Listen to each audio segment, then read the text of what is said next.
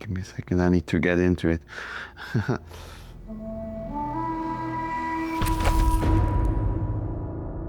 I would say one of the major challenges of ultra racing is kind of keeping it together once you know it's going to work out. Making sure that these last maybe 200 Ks, where you kind of know how it will end, where you know whether you will reach your goal within these hours, you just need to try and somehow stay focused, somehow stay in the race, somehow not think too much about the actual moment of being completely done, about that, I don't know, finish a beer, about that moment of pure relaxation, about the moment where you don't have to hurry so much anymore. Even though your body would totally be interested in shutting down completely and ending the race before it's actually finished, you kind of need to work against all these intentions that it has.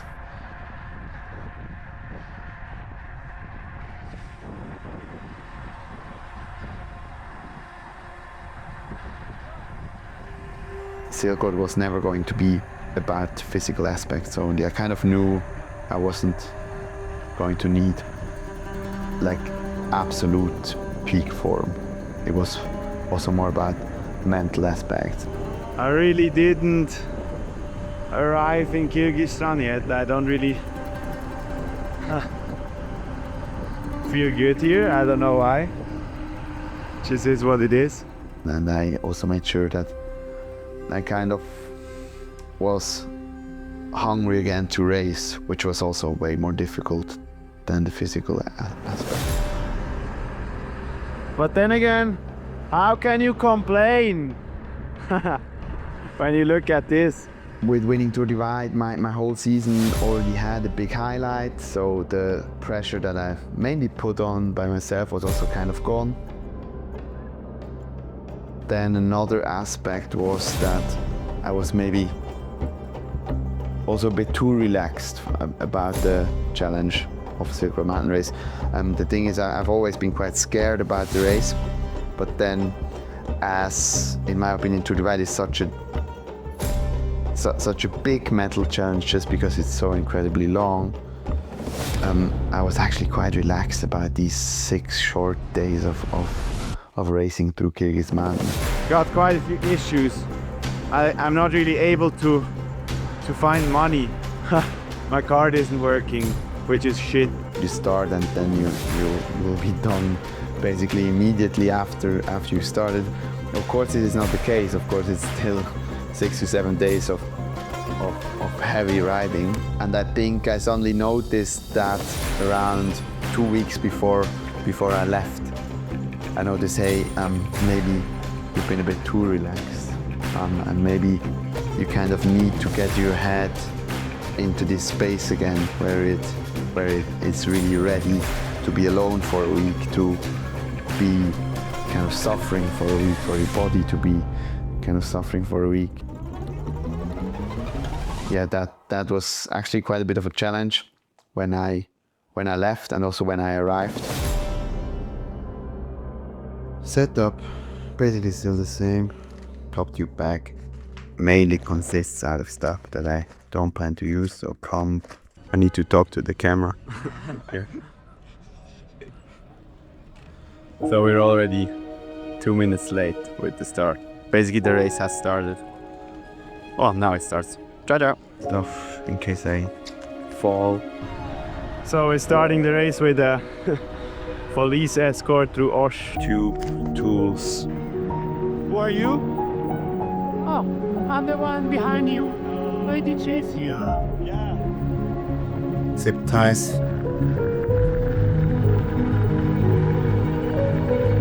Cockpit is still the same, Garmin 1040. So about 2 hours in, rather fast start by unforgettable, the guy in front of me. But I assume he also knows my tactics.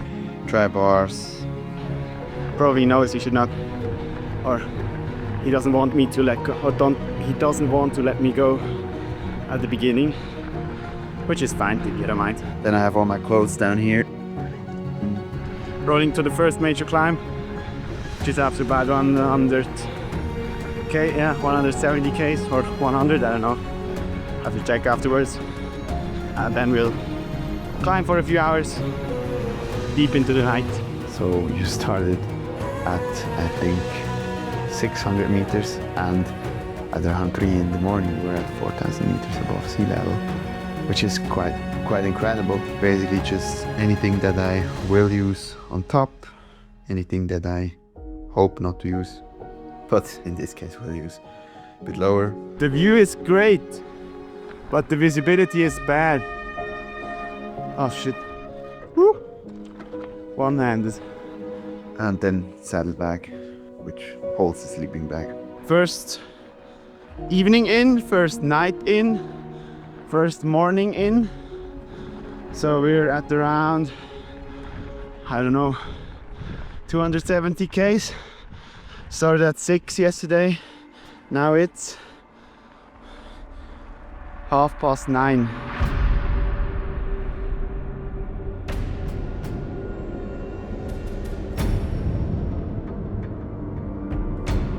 Checkpoint 1.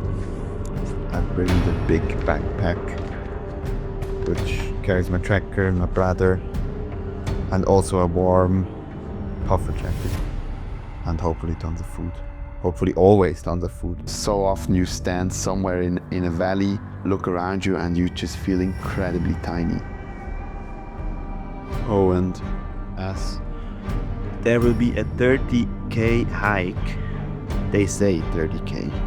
so I will bring a headlamp for once. Nice, but tough.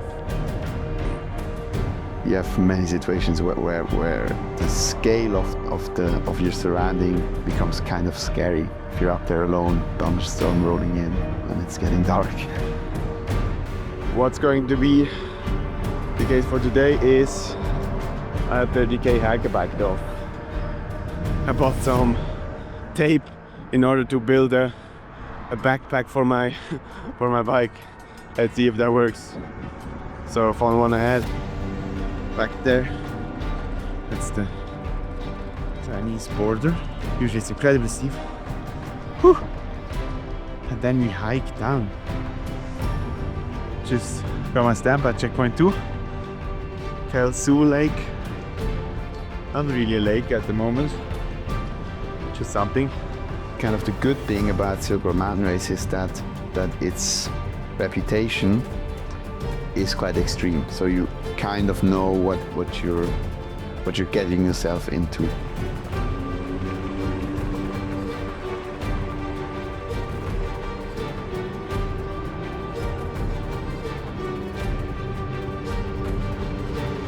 I think it's an incredibly good way to get to know this country by just cycling through it.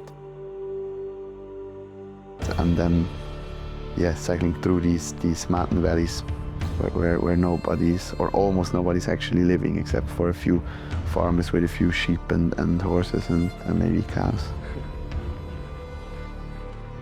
If something uncomfortable happens or something difficult happens, it usually doesn't happen in a place where you can like pull to the side of the road, enter a warm restaurant or cafe and relax a bit and question your life decisions.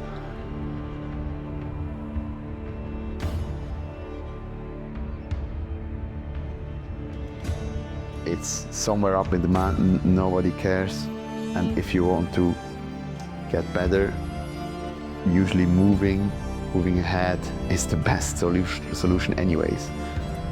And this helps a lot as a strategy.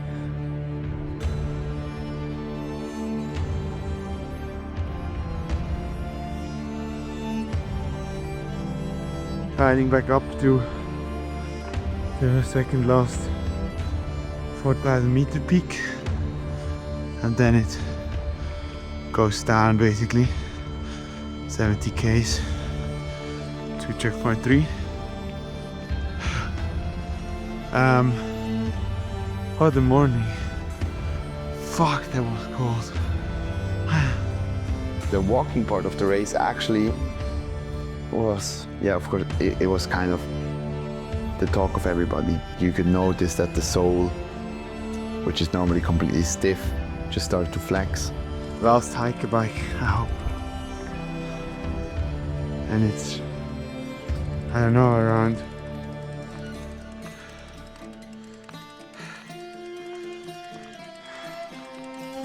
400 k's left. My reaction 450. to it was basically just making sure that within upcoming walking sections, I would just pay more attention to where I place my foot. I'm a bit scary, man. You see bad weather rolling in, you see snow coming or you're covered in snow. And in these situations, I started to ask myself, hey, is this now really dangerous? Or is it more just a bit uncomfortable? So lucky, eh? Weather is running after me. That's a hailstorm. I get a little bit of it. Just need to keep pushing. And usually, if you're very honest to yourself, you have to state clearly, or you find out, or you notice that it's actually just a bit uncomfortable. And here it's almost blue. Whoa. I think they've sent a letter to every fucking rock in the world and hang out for Silk Road Mountain Race. What the fuck, eh?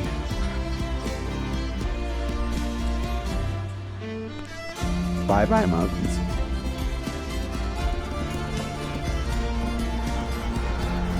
"30 hours and counting. One more." If I finish a race, I try to finish it in a fine physical state. Especially also due to the fact that now with this Silk Road Mountain Race, or this edition, it was more against, as I mentioned, more against the surrounding and less against others. Well done, man. Yeah, I didn't think so. Yeah, you did it. I mean,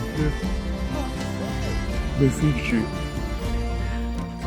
Слепан вторую. Мататею. Слушай, как это было? Все-таки вот сонный.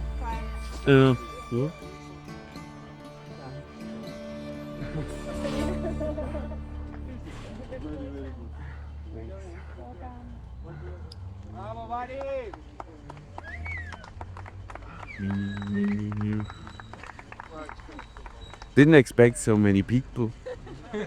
I'm really thankful for a great first year of being a professional ultra cyclist.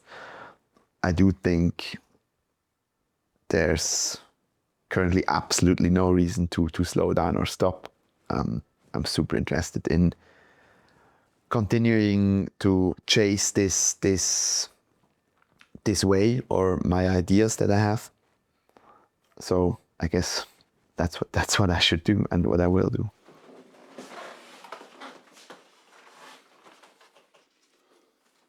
Pretty, huh? And scene. Nice.